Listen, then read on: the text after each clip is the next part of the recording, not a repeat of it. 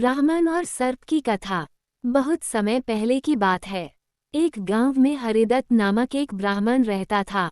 गांव के बाहर उसका एक छोटा सा खेत था, जहां खेती कर वो जीवन यापन हेतु थोड़ा बहुत धन अर्जित कर लेता था।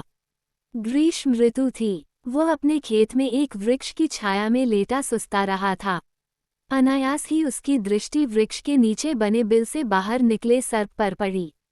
सर्प को देखकर ब्राह्मण के मन में विचार आया कि संभवतः ये सर्प मेरे क्षेत्र देवता हैं। मुझे इनकी पूजा करनी चाहिए। हो सकता है ये मुझे उसका उत्तम प्रतिदान दे। वह तत्काल उठा और गांव जाकर एक मिट्टी के कटोरे में दूध ले आया।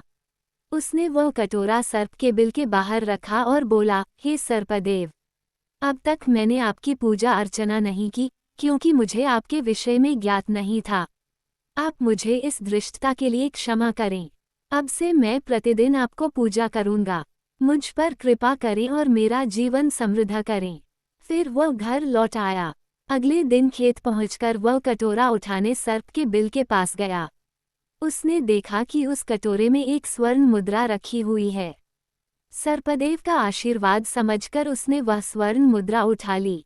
उस दिन भी वह सर्प के लिए मिट्टी के कटोरे में दूध रखकर चला गया। अगले दिन उसे पुनः एक स्वर्ण मुद्रा प्राप्त हुई।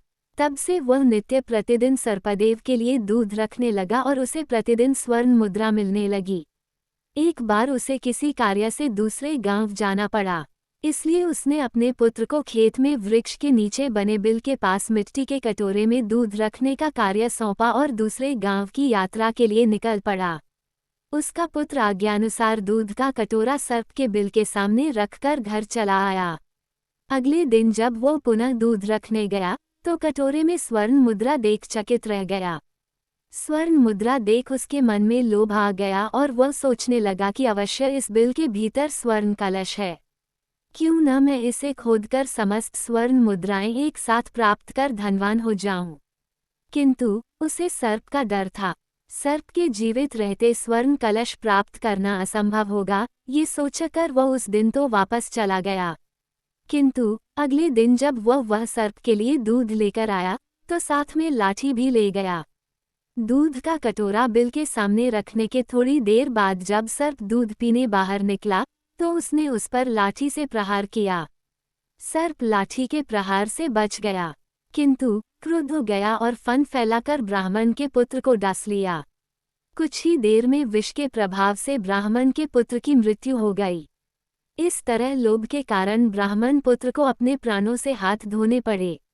सीख: लोभ का दुष्परिणाम भोगना पड़ता है, इसलिए कभी लोभ न करें।